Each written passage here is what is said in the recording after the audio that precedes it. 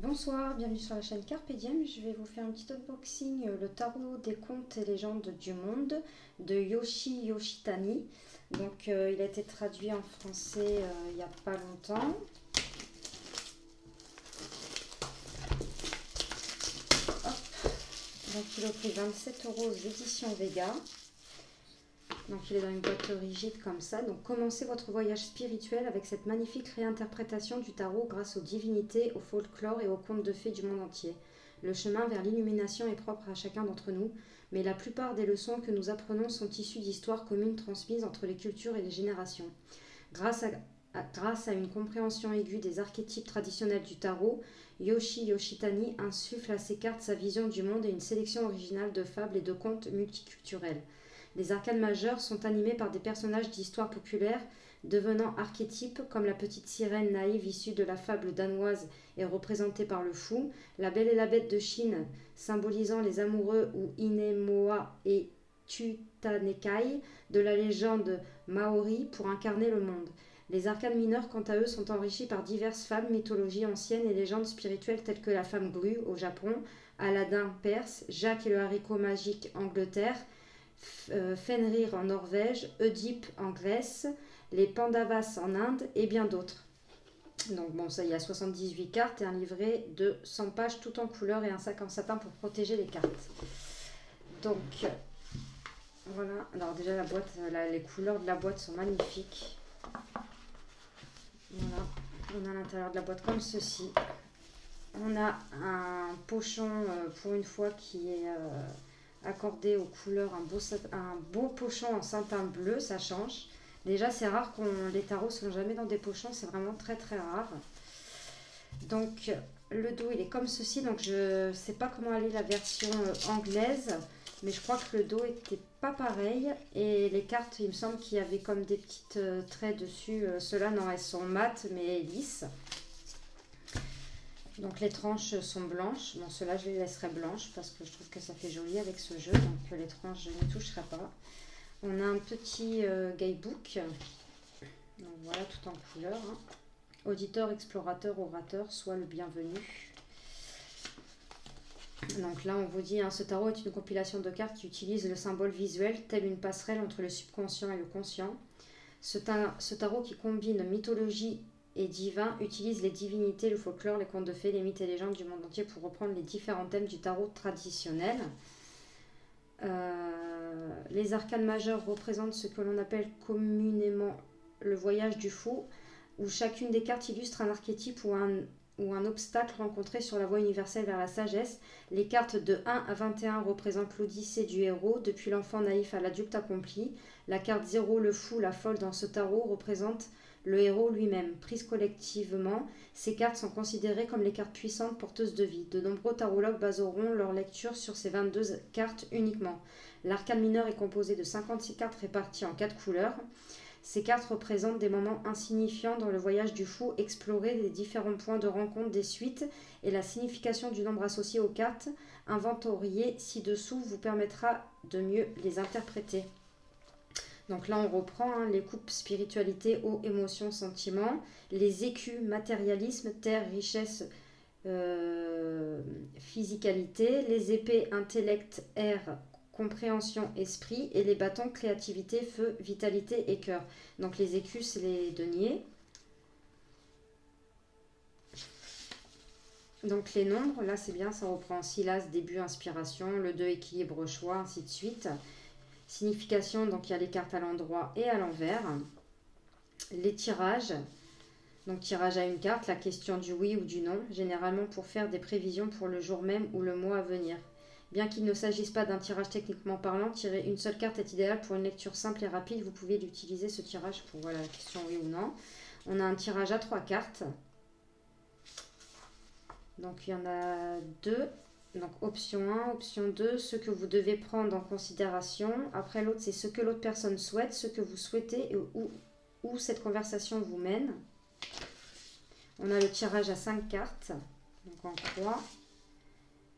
Après, on a un exemple d'interprétation de la carte, donc la carte des amoureux, la belle et la bête. Donc, je vais vous la lire.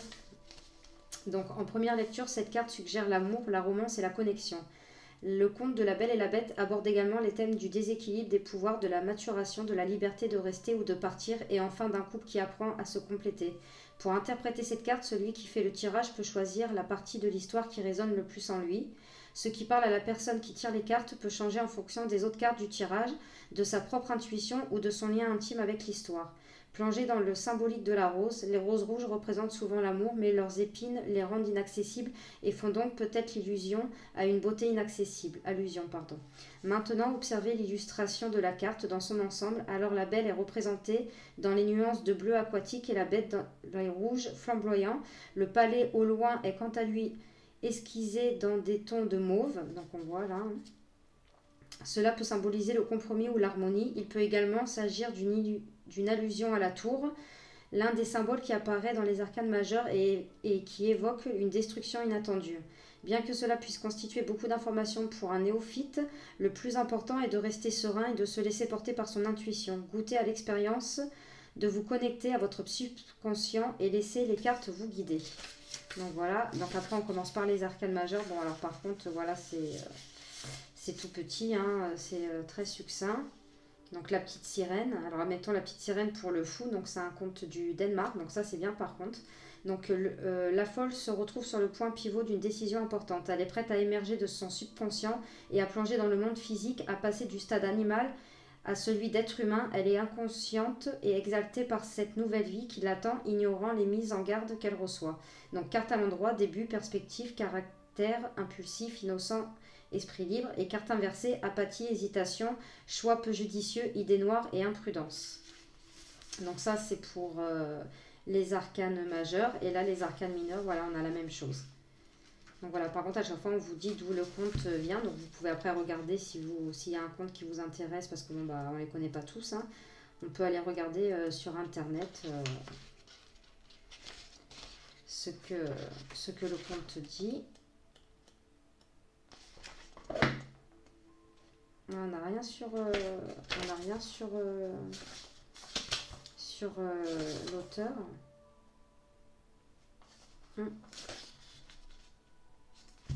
Et à la fin non plus. C'est dommage.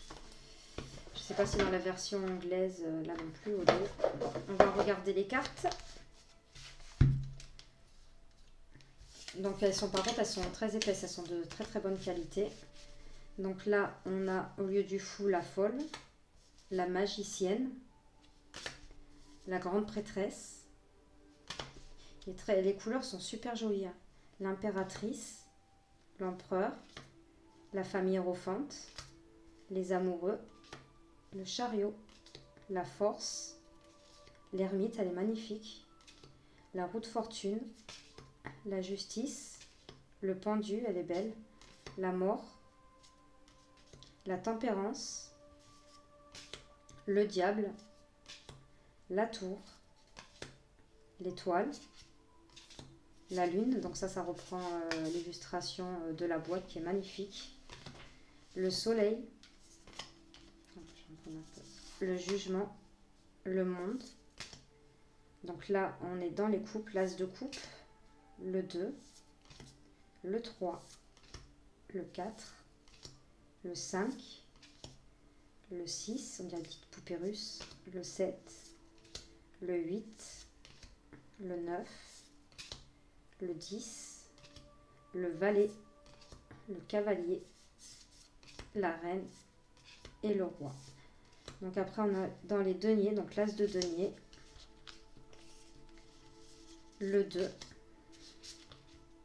Donc je ne me demande pas si dans le livre du coup il n'y a pas une erreur, parce que là il les appelle bien les deniers et dans le livre il y a marqué les écus. Donc le 3, le 4, le 5, le 6, le 7, le 8, le 9, le 10, le valet, le cavalier, la reine et le roi, avec cette grosse tortue. Après on a les épées, donc l'as d'épée, le 2, le 3 d'épée, le 4, le 5, le 6, le 7, le 8, le 9, le 10, le valet, le cavalier, la reine, elle est super belle, le roi d'épée, il est beau. Donc là, après, c'est les bâtons, donc l'as de bâton, le 2, le 3, le 4, le 5, le 6, le 7, le 8, le 9, le 10, le valet, le cavalier, la reine et le roi. Donc ça, c'était le tarot des contes et légendes du monde. Alors celui-ci, je ne sais pas si je vais l'utiliser comme un tarot ou travailler avec une seule carte et aller voir le compte en fait de la carte qui est associée et peut-être travailler avec le compte, je ne sais pas. Donc voilà pour ce tarot, dites-moi ce que vous en avez pensé, n'hésitez pas à mettre un petit pouce, à commenter, à vous abonner. Moi je vous fais de gros bisous, on se retrouve pour de prochaines vidéos. Merci.